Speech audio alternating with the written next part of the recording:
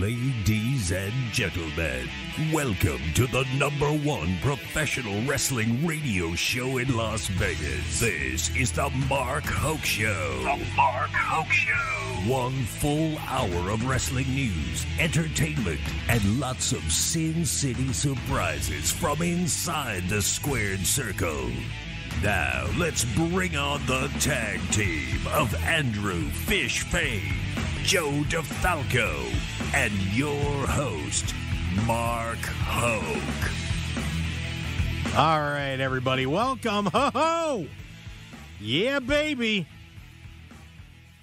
As I fade out the music, I am the producer of the show today as well. This is exciting. I'm Mark Hoke. Thanks for being with us. The Mark Hoke Show, #1 professional wrestling show on the planet. How about the universe? Should we go universe, Fish?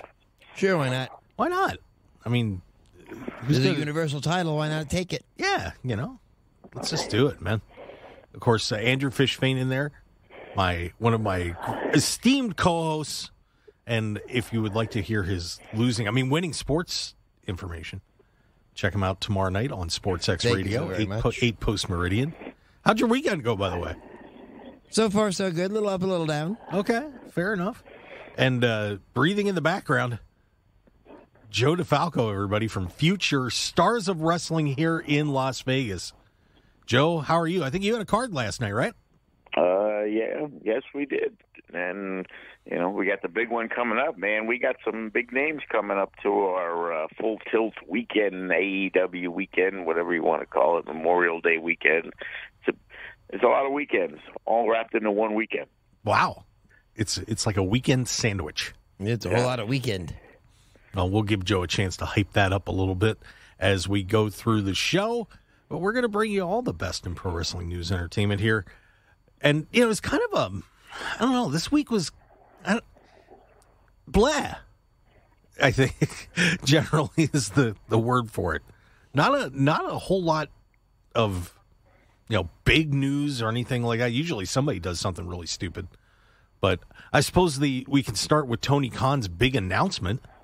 If you would like, we have a joint show coming up here from the United Center in Chicago. So AEW is going to team up with New Japan Pro Wrestling to do the Forbidden Door pay-per-view. Should be a lot of fun there. Of course, last time Ring of Honor did a show with New Japan, sold out Madison Square Garden. Guys, are you excited about the possibilities of what could come of this show? What do you think, Fish?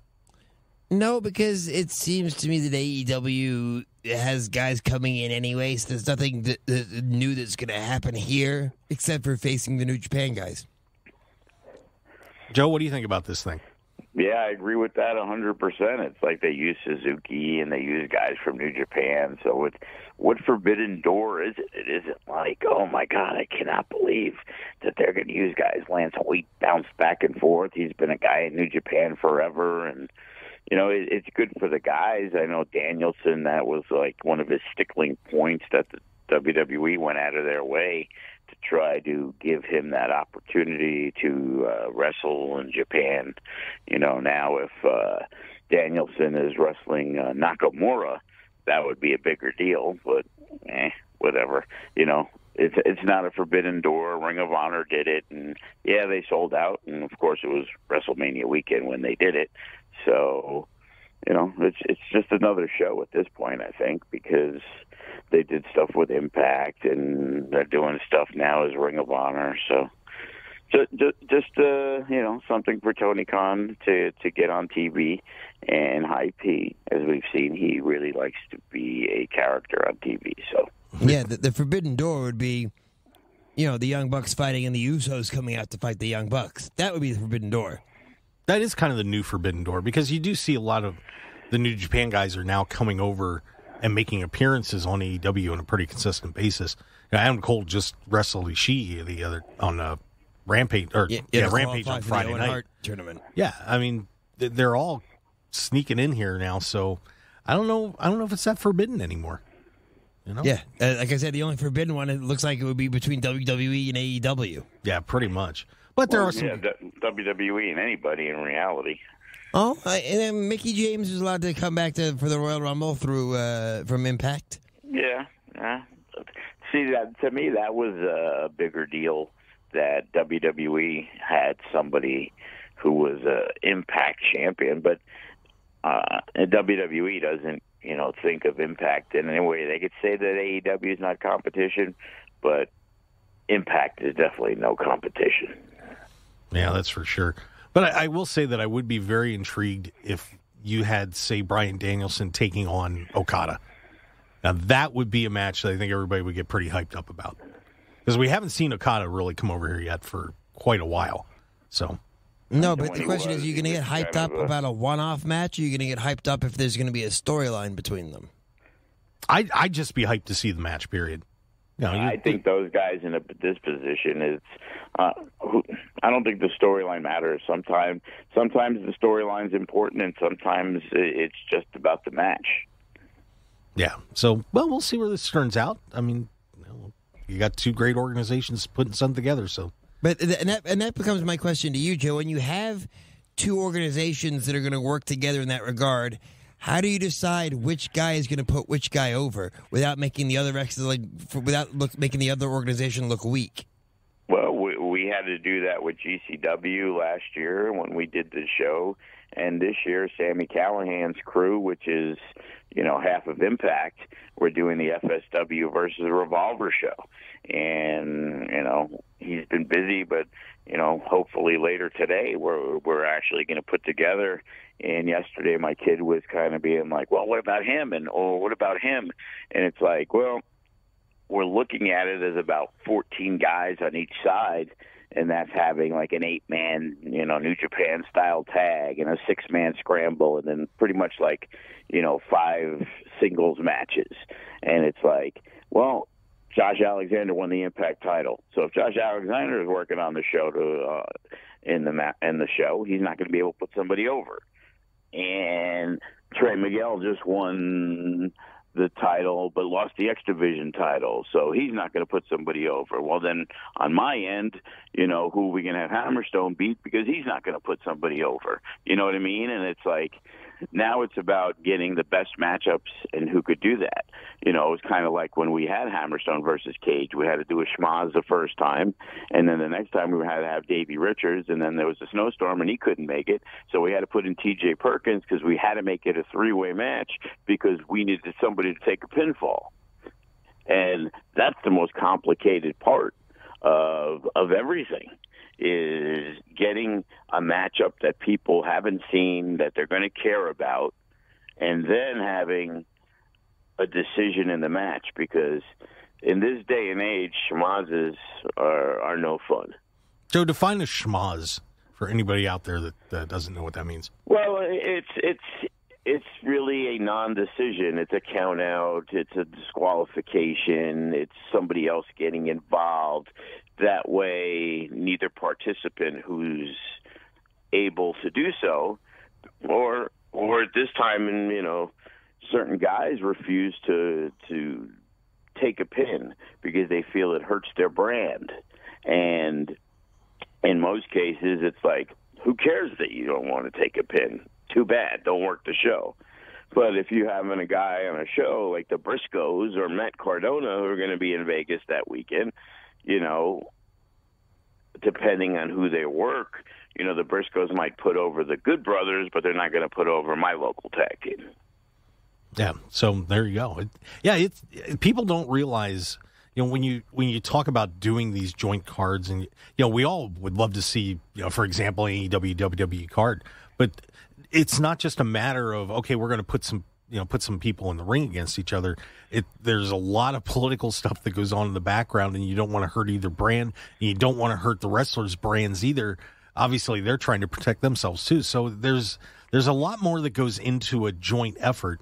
Even at, like I said, even at the level with Joe, doing what he's doing with FSW and GCW, whoever else is coming in. So absolutely, because you can't have the tag team championship, the champions from one promotion come to another promotion and lose, because then all of a sudden that means everybody they've beaten in their promotion doesn't look nearly as good because they just lost to somebody else. Right.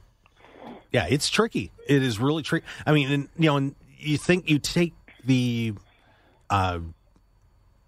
the political aspect of it and the storyline effort of it, and just within one organization, and now you are multiplying it by 20. So it's not easy to do what these guys are doing. So No, not at all. I mean, being a booker cannot be easy or fun at times, I'd imagine. Hey, Booker man, would you agree with that? No, without a doubt. Had an incident yesterday. We had one of our guys, a good character, and generally loses. So we have some new talent from Arizona that we've been bringing in, and we're high on this guy. And he walked into the office, and he was like, "Oh, okay, blah, blah, blah. Oh, he's going over," and you could just see like almost. He didn't say anything, but you could just see like the surprise, like. I'm the local guy. I've been doing it for a long time. Here's a younger dude. I know I'm finally getting a win, and now I'm not getting a win. And didn't do his job. Everything was fine.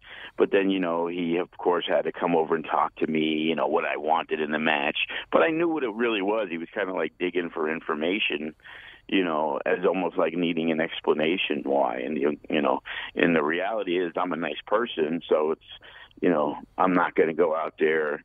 And a lot of times people don't, aren't going to say I'm politically correct. You know what I mean? But it's like, he's worked hard. He's done a good job.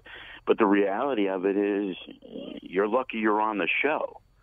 There's a lot of people I could use. I'm choosing to use you to put this guy over because that guy beating you is a good win for him. You beating him, who's a newcomer that nobody really knows yet, by beating him doesn't do anything for you. And it's, getting these people to buy into it. And unfortunately, if they don't like it, well, then, then move on, because in reality, their job is to do what I need them to do. That's their job.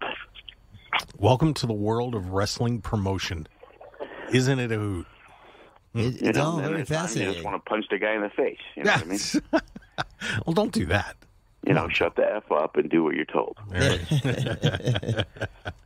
All right. Well, I told Kevin Cross that on numerous occasions. He backed down, of course. Oh, I'm sure.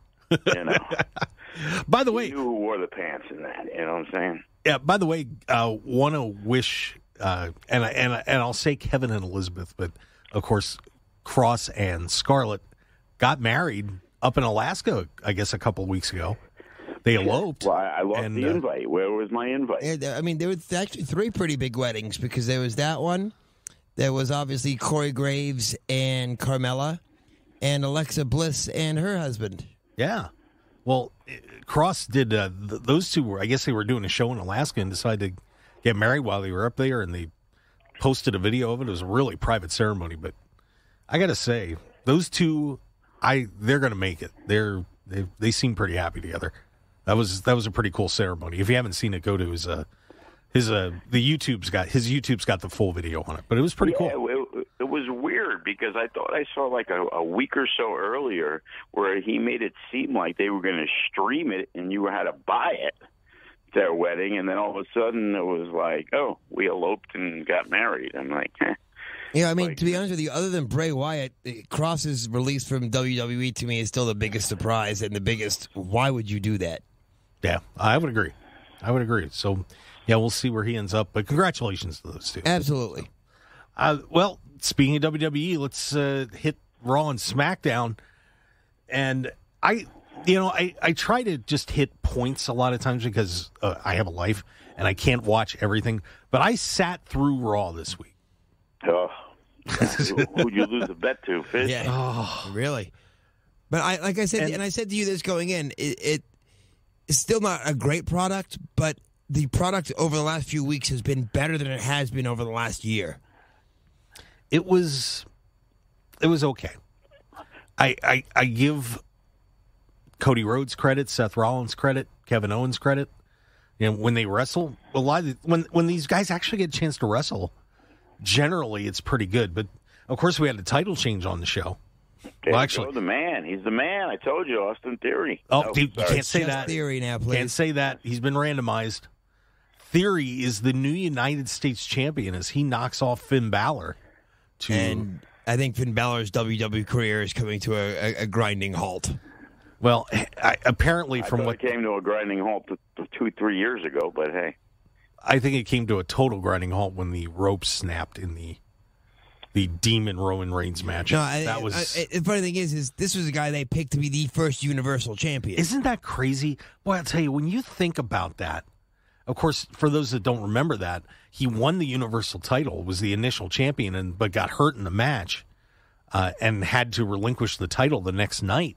So Finn Balor was on the road to being one of the faces of WWE, and look where he is now just a few years later. Yeah, I mean, he'd never recovered that position, obviously. I don't know if it's because of the injury or there are other factors at play. Yeah, it's strange to see, but I think the injury was what set the tone, and then it's like, you see it all the time where, you almost lose your spot, and then it's like, how do you recapture the spot? And there's so many guys that they bring in, and again, I didn't think he was a great fit for what WWE wants to do. I thought he was another guy that was part of like that Triple H type crew, that they were the guys, they were the indie darlings. They come in and they get signed, even though he's New Japan darling, whatever it is, but not the Vince McMahon, Kevin Dunn crew. You know what I mean? It's like, sometimes it works, and a guy like Kevin Owens, who was out of the mold, somehow Vince loves, and he can do no wrong. But then there's those guys that, there's one little certain thing about him they don't like, and the burial begins. Well, and you knew it was going to be tough sledding for Finn Balor, and this is more recent, obviously, when they had the Demon lose finally, because the Demon was undefeated. Yeah, and he was, when at the time when Balor won the Universal title, well, he was red hot. I mean, everybody was just... I mean, he's still over with the audience. Yeah. But if you watch that match with Theory, the whole crowd was... I mean, this is a U.S. title match, and the whole crowd was kind of, What do you mean it was a U.S. title match? Like, that's something good now. Theory now wins the United States title. Now he has to go on a 23-match losing streak till they finally let him redefend that title. But, do you think... Well, let me ask you this. Do you think that that's actually going to happen? Or because he's the chosen one from Vince McMahon that he's going to be get on a pretty big role? And it wasn't like Theory, the match was bad or anything like that. Theory's a pretty solid wrestler. Yeah, he's a good choice. I mean, if you're going to have someone beat Balor, at least Theory is believable in beating him. Yeah, but do you guys think that he's going to get treated like a lot of the secondary champions lately? He now thinks that he could be the U.S. champion because he defeated Theory. See, the problem is it's always what we think is going to happen, and then, Damian Priest didn't lose till he actually won a title. Then he started losing. It was like, okay, you won the title, because, again, that's the WWE mold of how they find a challenger for the title. Instead of winning a bunch of matches and getting the title shot, you have to now beat the guy in a non-title match to run the circuit of 5 matches over the next 6 pay-per-views. Yeah, it's bizarre. And the other big way they've been doing it is if you pin the guy when it's a thrown-together tag team. Yeah, it's multi-man, 6-man. That's why I say I beat you this week, you beat me next week. We have a tag match the week after, and it's we can criticize AEW all the time, but their show is going to be good matches, and it seems like if you win, you move on from the feud. While in WWE, it's just content. We got to get to the next Raw. We got to get to the next pay-per-view. We got to get to the next, Big 4 pay-per-view. And it's just a rotation of the same main guys in the same spot. It's almost like you're just throwing everybody in a blender and letting it circulate. Well, it is. It's the 50-50 booking. Nobody stands out. Look at the tag matches. Oh, okay, Riddle loses to a Street Profit. Oh, then they do this, and then they do that. And back in the day, you knew the Hart Foundation was better than the Killer Bees, but there was 2 or 3 teams that were the mainstays, and then the rest were the ones that beat all the jobber teams, but when they stepped up, they lost. Now it's like they try to put 20 teams together and have 20 teams be equal. And, you know, other than the Usos and the New Day. Yeah. So, but also on Raw, by the way, I having to sit through 2 different skits plus Sonya Deville. Man, was that painful. Yeah. That was painful. Oh, that if you didn't see the commitment ceremony with the 24/7 title situation and Dana Brooke and Reggie on one side, and we had Tozawa and Tamina on the other. R-Truth was officiating the ceremony, and as much as I get a kick out of R-Truth sometimes, he was terrible in this segment. I'm really hoping this is the winding down of that story now. Oh, I don't know. We had 4 different champions crowned in that little segment. It was a blast. But I mean, do you guys think it's time to end that 24/7 title? Absolutely. If they would take it somewhat seriously, but they don't take it seriously when you can have an announcer step out from the chair and win the title, and it's Byron Saxton, then they're not taking it seriously. So how can I take it seriously? Yeah, I mean, it's designed to be a comedy title, obviously, but I don't know. I mean, Joe, what do you think of that 24/7 title? It's been ridiculous since day one. So, you know, they were trying to like rehash the hardcore title, and that was the way that was. And it's like, you know what? Hopefully, you know, wrestling fans are a little smarter these days. Like, they don't buy into the stupidness. You know, there's enough stupidity in the segments and stuff. Now we got to have stupid matches. You know, you know, who cares if somebody pins somebody at Corey Graves' wedding? You know what I mean? You know, but that's the type of thing that they do. And it's like, do you put that on TV and look at the ratings? You know, if the ratings went crazy because of the excitement behind it, then whether I think it's good or not is pointless. But the thing is, the ratings aren't any good. Nobody cares about it. So, you know, you want to cut people? Why don't you cut the group in that, and you can save yourself millions of dollars? Like, love R-Truth, but, you know, he's 100 years old now. Who cares? He makes it. I mean, it was the same sort of thing that happened. I think it was the commitment ceremony or wedding between Lashley and Lana at the time. Oh, when Liv Morgan came out and said that she was a lesbian, and it was like, it's just, you know, it's just going to be something stupid's going to happen. Yeah, and worse off, it's like a PG version of it. Like, there, at least back in the day, you know, there was something that would get the young men excited about watching. Now it's just like, you know, a flat version of it, and it's like they did tease something in that segment. They didn't do anything, but if you didn't see it, they had Reggie and Dana on one side, and then they had Tamina and Tozawa on the other, and then they started flipping partners. So Tozawa went over with Dana. And then Tamina switched them again, and then it was Tamina and Dana, and they were holding hands for a second, and then switched it back. Sounds like this, you know, the playground in 5th grade. Yeah, pretty much. And they bring back the out. HLA. So yeah, so after the ceremony was over, each one of them got a reign with the title as they all pinned each other, and then Dana Brooke got on R-Truth's shoulders and ran away. We did have a heel turn on Monday Night Raw, though. We did, and let's talk about that when we come back from the break. And, of course, we'll talk about what was going on in AEW. And we also want to have a little discussion about Randall Keith Orton, the 20th anniversary of Randy Orton being on WWE television is coming up tomorrow. So we'll discuss the career of Randy Orton and maybe reminisce a little bit about that. So stick around, everybody. We are going to be right back on the Mark Hoke Show here on KDWN 101.5 FM, 720 AM. Stick around, everyone, and we will be right back.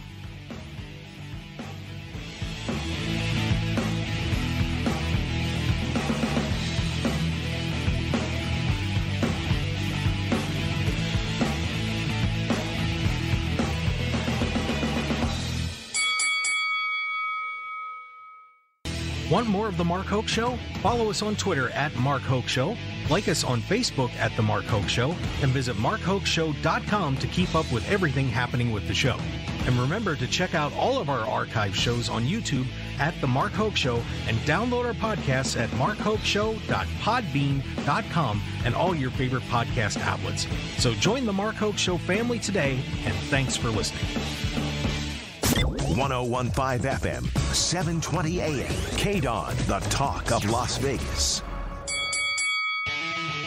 Now, let's return to the Mark Hoke Show. The Mark Hoke Show. Here again, your host, Mark Hoke. All right, everybody, and we are back on the Mark Hoke Show. Pro wrestling at its finest here on KDWN 101.5 FM, 720 AM, 2 stations, 1 great show. How about that? Did you guys like that tagline? Nice. Yeah, I thought it was okay. Anyway, just want to wrap up on Raw a little bit. I know, Fish, you were, I assume, alluding to Rhea Ripley, the Nightmare. I was indeed. Thank God she has gone bad. Broke up with Liv Morgan in this little tag team shenanigans. If you saw in the interview that she did right afterwards, in the background behind her, I don't know if this was purposely done or not, there was the dark blue light. I'm telling you, she's joining Edge. That would be great. I'm liking Edge and Damian Priest as these evil, creepy dudes. I'm kind of getting a kick out of it. And I think Damian Priest is in the right place. I remember him as Punishment Martinez when he was in Ring of Honor and just being a tough guy and evil and cruel. And I think that's a much better character for him than what he was doing. So I'm liking where that's going. Joe, what do you think of the Edge gang, and should Rhea Ripley be a part of that? Well, it's definitely a good way to give some rub to people. And, Edge is a great talker. He's a great character. And, he's a Hall of Famer who, still looks the part.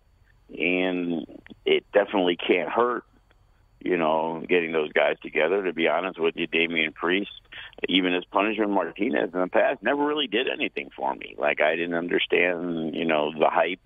I was pretty shocked how over they put him in NXT and came to the main roster, and he quickly, won a secondary title, which again doesn't really mean a lot in WWE, but he is obviously liked there, and to get put in,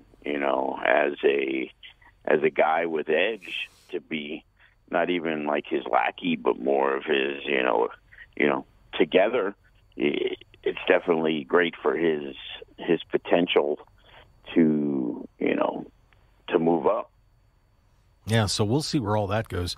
I also will say I enjoyed Sonya Deville being mad about Bianca Belair getting fined $1 for attacking her. That was pretty good. I don't enjoy anything about Sonya Deville right now. I'm sorry. It's the second time they've done this whole thing. They did it when she overstepped her bounds when she was fighting Naomi, and now they're doing it again. And it's just like, enough with this. Don't replay the same storyline. Oh, I hear you. I think that it's been kind of tough for her because of everything that happened with her personally too. That she's been off, had been out of the ring for a while. That everybody's forgotten that she's a pretty good wrestler. Good MMA background. She's solid. So, and we'll see if she puts on a good match with Bianca when they get the chance here. And I think that was about it. But I can't see any way that Bianca's not going over there, though. Oh no, absolutely not. But I think that might be a good chance to maybe reestablish Sonya a little bit. So we'll see. Maybe she'll put on a good match and everybody will be like, "Hey, we need more Sonya Deville." No one's ever said we need more Sonya Deville, or maybe not. Who knows? SmackDown. By the way, I got to give Drew Gulak credit. I did get to see the segment they did with Charlotte last week where Charlotte twisted him like a pretzel and beat him up. And now the same thing happened to him with Ronda Rousey. The fact that he allowed them to put him in an armbar while she's signing the contract. That's pretty good. I mean, I feel bad for Drew. I mean, the in-ring career is not where I'm sure he wants it to be. No, but he's still bringing up the PowerPoint. Yeah, but, good for Drew. I actually thought that segment with Charlotte last week where she attacked him was pretty solid. So, But are you guys getting anything for Charlotte and Ronda at the WrestleMania Backlash show? Are you excited about that? I'm more excited to see Sami Zayn and Drew McIntyre in a steel cage next Friday night. Okay, fair enough. Joe, are you liking where this thing's going with Flair and Rousey? It's fine. I don't really care. Okay. You know, it's the same thing. It's like we said right before WrestleMania. Everything just leads to another match after WrestleMania. It's like I thought WrestleMania is the granddaddy of them all. It's where everything ends, and it's like 5 matches from WrestleMania are now on the other. It's the war to settle the score. Yeah, that I would agree with. And it is that should be it's supposed to be the end point. Things happen, obviously to launch into the next.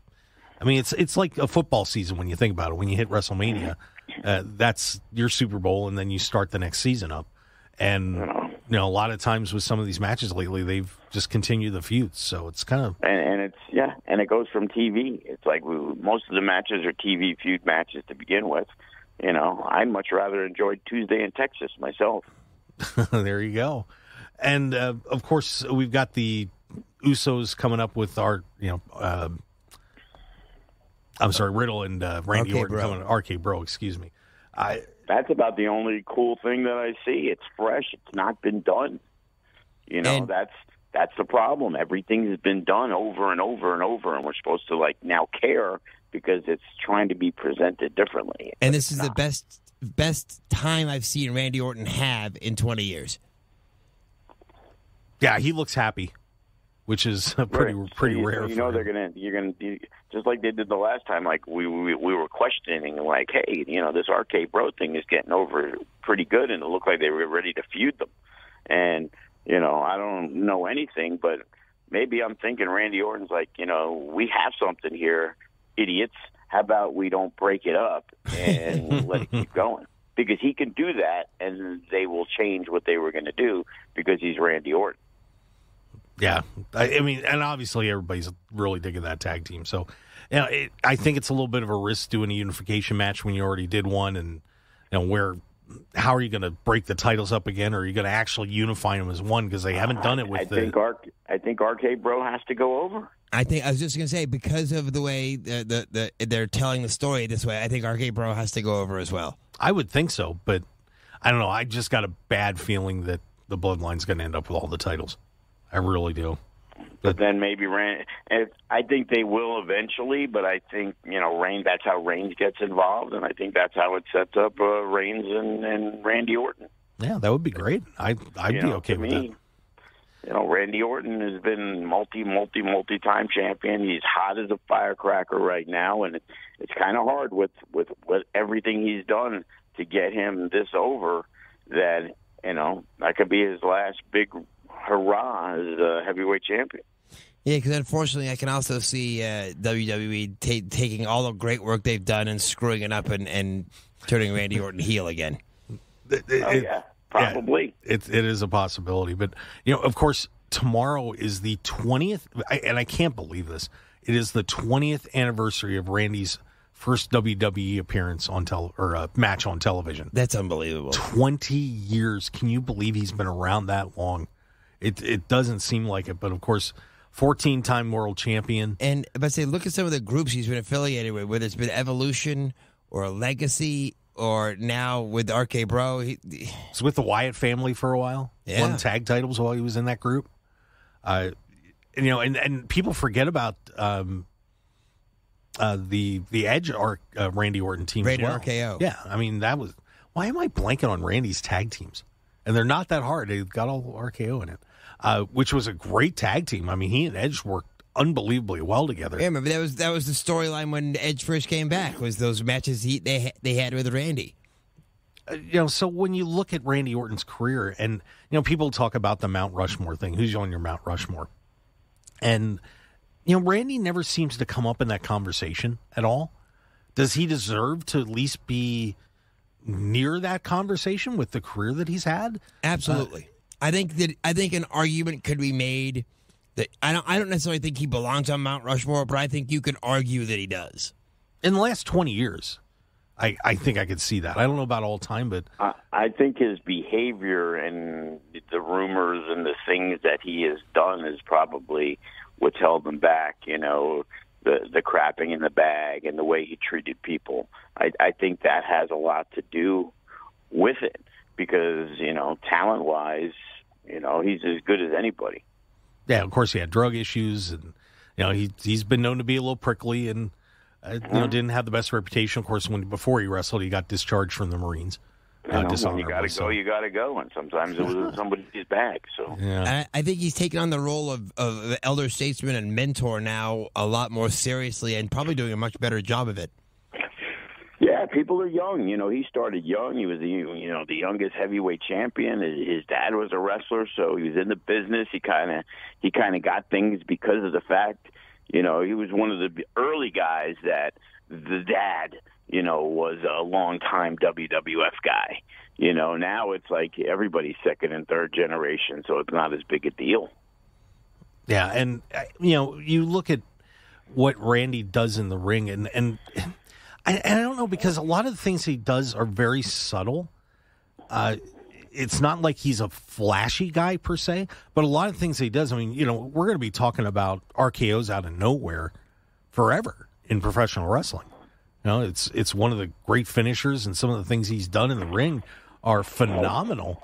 But, you know, it's kind of like a lot of the things he does are so just small things that are very good. That accumulate and make him as good as he is.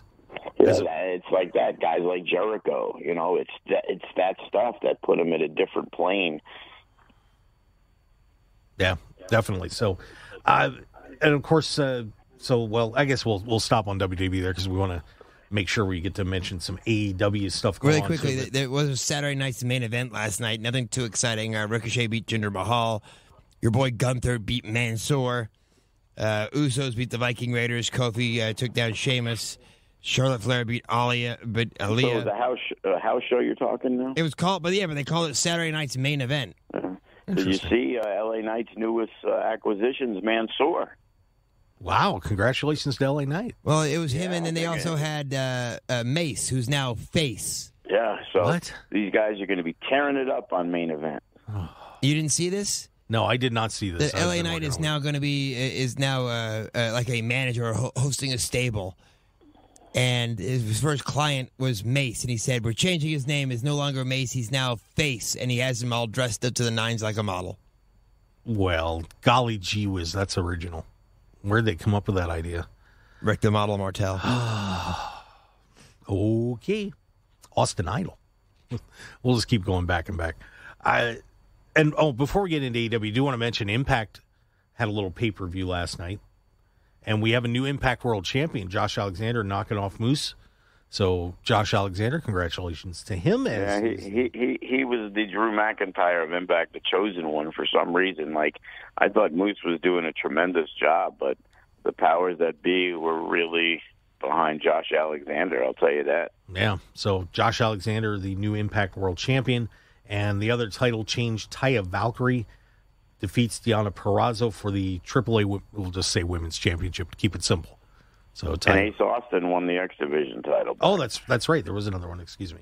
So I was reading the reviews, and it was like, man, this match was awful. That match, they buried the Jonah match with Ishii. Yeah, and a couple other matches. They brutalized about 3 matches on that show. Yeah, it's why not a lot of people are talking about Impact, but thought it deserved a mention. AEW, kind of a shaky week for AEW this week.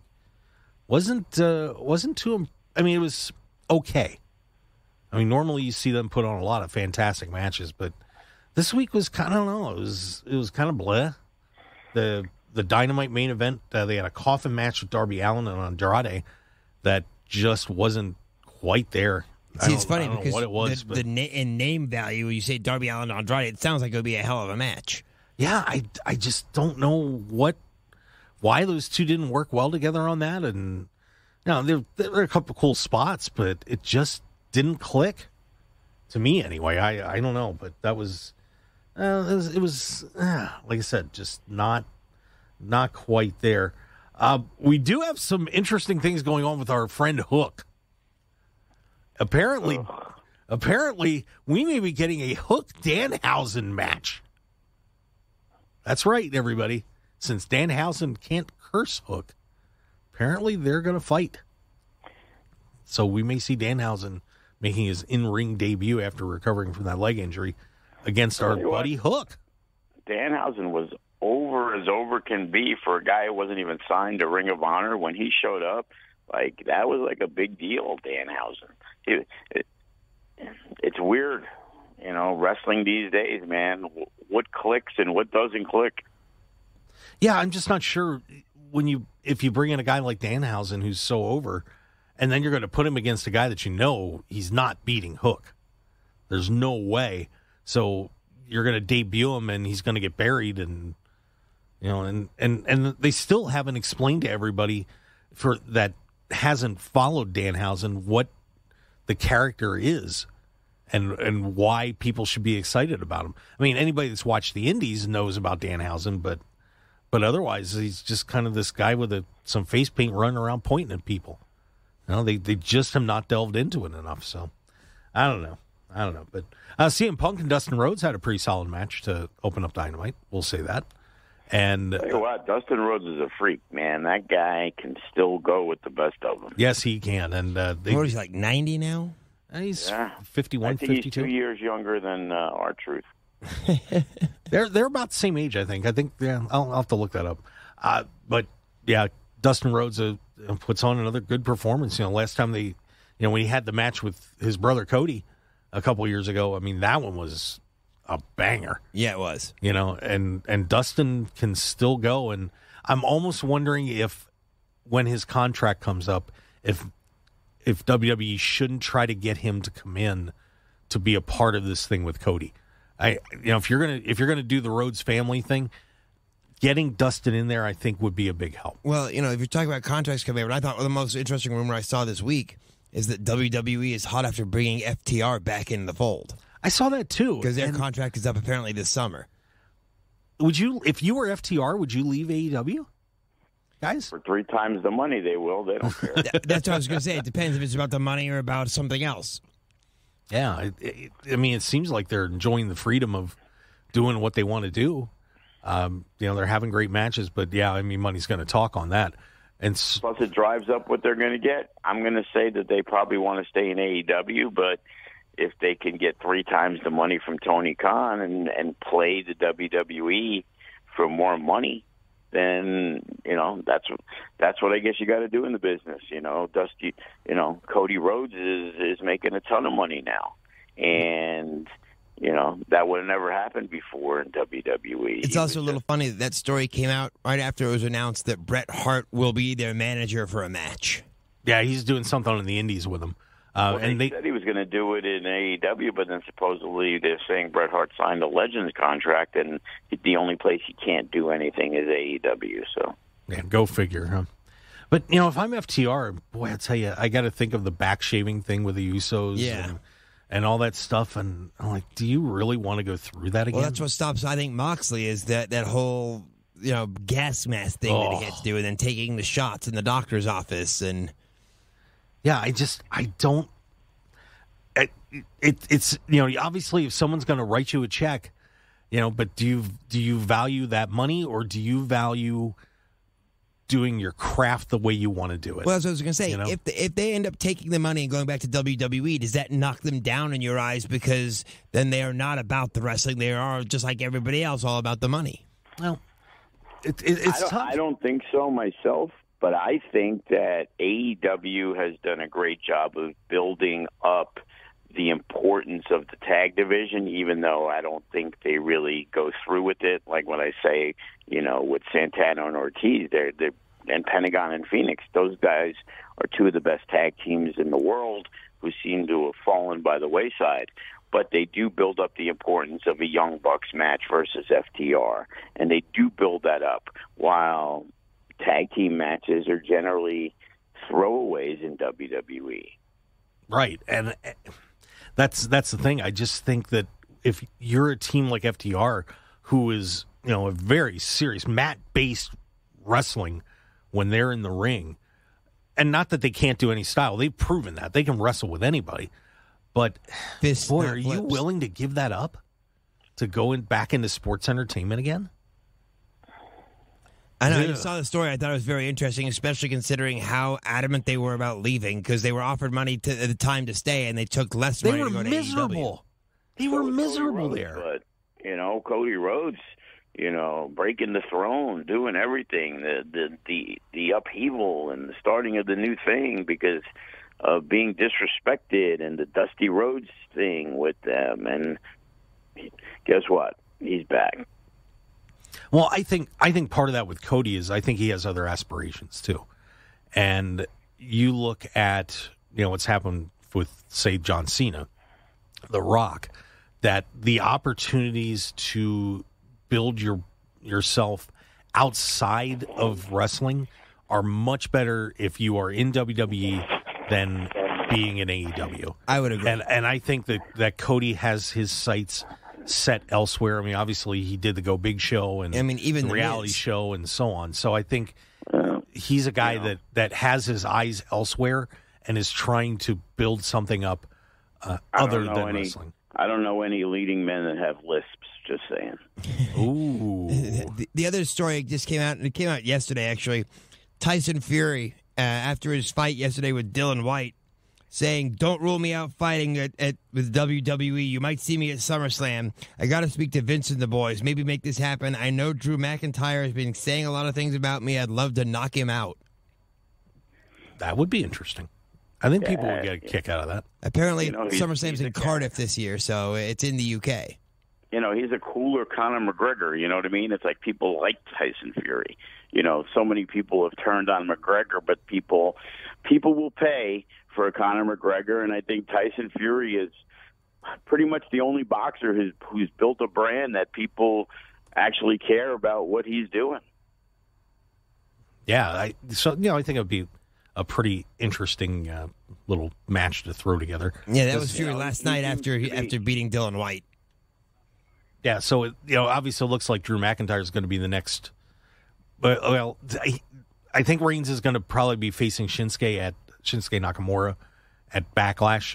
That's kind of the rumor going around, but it looks like McIntyre would be his next big opponent. Yeah, McIntyre is going to be the next guy in line apparently. So they could clear the table. They've supposedly been advertising that for some house shows down the line, but card subject to change. Yeah, absolutely. By the way, SummerSlam is at Nissan Stadium in Nashville. And then I don't always talk about that. I guess there's a match in Cardiff somewhere. Yeah, they've got a UK tour. They're actually going on here pretty shortly. So they're actually taped SmackDown because they're going to the UK here in a couple of weeks. So all right, and I think McIntyre is the one guy on the SmackDown roster anyway that I could see legitimately ending Roman Reigns' streak. Yeah, McIntyre's one, and they've got themselves in an interesting spot now with Roman Reigns. Is you're apparently going to be sending Cody Rhodes after him, and looking to win the WWE Championship. But obviously, the Rock setup thing has been going on for a while. How do you reconcile this without hurting the Roman Reigns character? That's going to be a trick at this point because now you don't have to get one belt off him; you got to get two. Right. So he's got to lose once to get both belts off him. It isn't like one belt's going to be defended, but the other's not. And then he's got to go defend the other belt to then lose that one. Are you sure about that? Because, I mean, it doesn't seem like the titles have been unified per se. You know what I mean? It's not one belt now. He's still carrying two belts. It's one guy holding them, but they're not necessarily unified. I get what you're saying. Right. So, I mean, they haven't really clarified that. So I don't know where they're... That would seem weird to me that it's like, on this show today, he's going to defend the Universal title. But join us next week, he's going to defend the other title. Well, I agree it would be weird. I don't know. That seems extremely, First off, he doesn't defend the title that often to begin with. Now you're going to have him have to defend two different titles? Yeah, it doesn't make sense. Oh, well, I know, but welcome to WWE, right? Well, you could have him lose the WWE title, though, and it wouldn't ruin his Universal title reign, which is now the longest in history. Yeah, well, we'll see where all that goes. But speaking of seeing where things are going to go, we have to say goodbye. It's been fun. Vaya con Dios. Hasta luego. Bon voyage, arrivederci.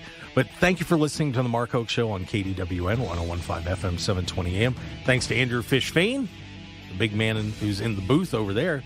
Joe DeFalco from Future Stars of Wrestling. Make sure you go to fswvegas.com. Check them out.